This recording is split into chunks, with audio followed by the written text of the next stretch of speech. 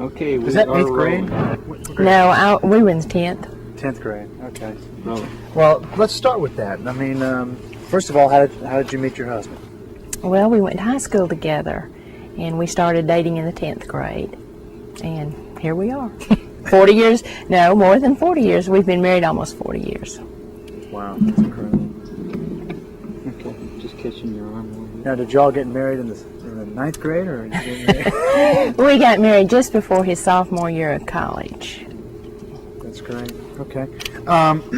Just take us. Just there you go. Just a little that way. Does that work? Yeah, I just was afraid you were getting in the frame. Okay. Rolling. Okay. Let's pick up with the beginning of the career. Okay, y'all got married.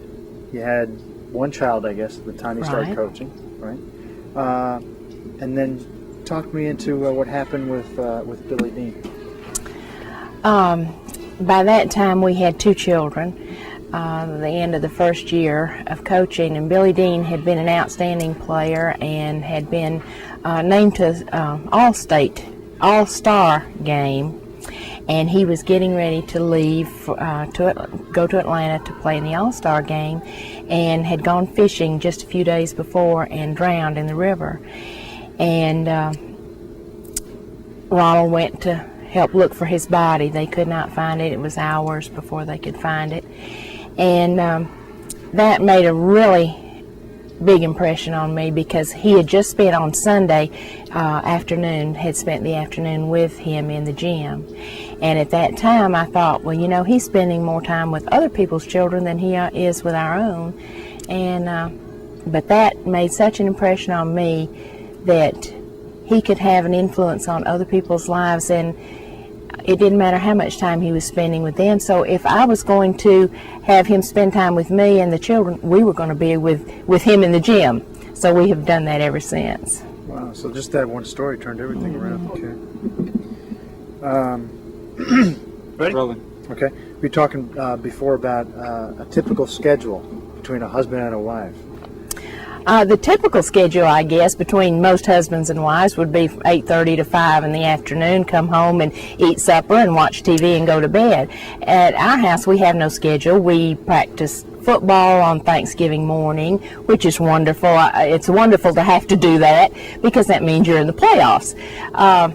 At our house, we might have to get ready to go to a game at 3:30 in the afternoon, or even earlier. We might get in at 2 o'clock in the morning and get up at 7 o'clock the next morning to take some kids to Atlanta for something. We have no schedule, but it's wonderful, and we can spend all the time together, and we talk about all these children like they're our own, and it's just our house is empty of our own children, but our hearts are full of other people's children, and it's just a wonderful opportunity for us to be able to be involved in others' lives. That's great. That's great. When he decided to hang it up and retire the first time, what went through your mind? And then, of course, you did traveling, so go ahead and talk about the two things at once there.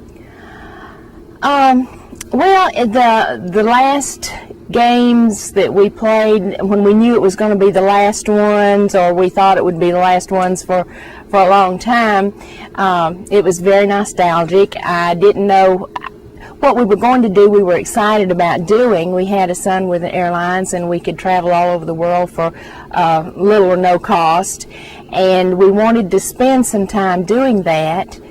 And we did, and we enjoyed it. It was a great time for us to be together. We have always enjoyed traveling. We've always enjoyed spending time together. But when the opportunity came for us to come here and get back in it again, it was wonderful too. We had spent a couple of kind of selfish years just kind of doing what we wanted to do, but these 5 years here have been wonderful too. So we're thrilled to be back in it. I was telling Coach before, I said, boy, you could be out playing golf and enjoying yourself in Florida or something like that right now, but yet you still love the kids. All right. The 1000th victory. That was quite a time. That was a very nostalgic time for us. The afternoon that we knew that the victory was going to come that night, he spent the afternoon calling his former high school coach, one of his college coaches that meant so much to him, and just to try to impart to them that their teachings were being taught to others, and what they had taught him was still being taught today. And it was a wonderful time. We heard from people that we had not heard from in years, or we heard from a lot of people that we didn't even know that had read or had followed us through the years, and through it was a real exciting time. What is it that you do for around Coach all the time? I mean, you help him with what when it comes to all the teams? Well, whatever needs to be done. During football season, I climb to the top of the highest structure on the stadium and film the football games. We put together all kinds of videotapes and highlights tapes, and I keep the score book during basketball season, and just whatever needs doing, I'm always usually available to do it. So you two really have a really strong partnership. Right, we really do. It's a real blessing to be able to take such an active interest in what your husband is doing. I think that, our marriage is extremely strong when we are able to spend a lot of time together. That's great. Speaking of the family, you guys had a nice gathering last Christmas for a basketball little tournament. Well, we did. It was, I had an unusual experience in one night. Both of our twin sons are high school coaches, and we happened to be involved in a little Christmas tournament type thing, and all three of the Bradleys coached both the boys and the girls, and we had a former coach that is coaching boys and girls.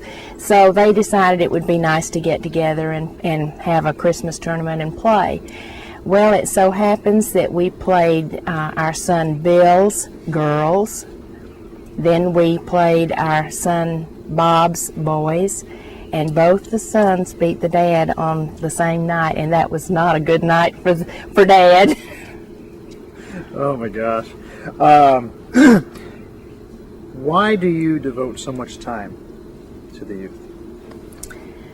Well, because I feel like any time that we can spend with them, any time that they're spending in that gym or on that field, is time that they're not out hunting something else to do, looking for things to be involved in. And I feel like any time that a young person spends quality time with a dedicated, interested coach is time that is well spent, and time that he will not be getting into things, he or she will not be getting into things that they shouldn't be into.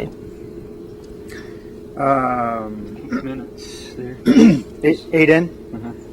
Return of students. You were saying he has second generation players. Right. He has coached several in the 20s, second generation players, and that's very special because when a youngster has gone through our program, if he has paid the prices, he knows what those prices are, and for him to want his children involved has been very special. If there was one sentence, if you could, to describe your husband, the coach, what would that be? Dedicated and loving his job. Okay. Okay. Away from home. Right. Yes, we had some adjusting to do with me being at home all day with two small children, and him spending all day away and most nights away and Saturdays and Sundays in the gym. It took me a while to figure out that this was necessary in his life as a coach. If he was going to give everything he had to it, that I had to accept that.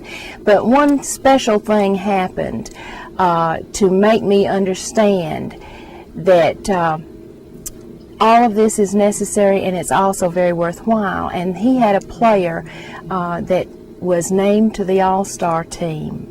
He had just graduated from high school and was getting ready to go to Atlanta to practice for the All-Star game. And he had spent all Sunday afternoon, and I thought, I'd rather have him here with me and the children on that Sunday afternoon. And the next week, the boy drowned. And I, at that time, decided, well, he is making a difference in young people's lives. This boy had some opportunities he wouldn't have had if Ronald hadn't spent that time with him. And so from that moment forward, I told him, I said, I will never ever say anything about the number of hours that you're spending with other people's children, and we'll just come to the gym with you and spend it with you there.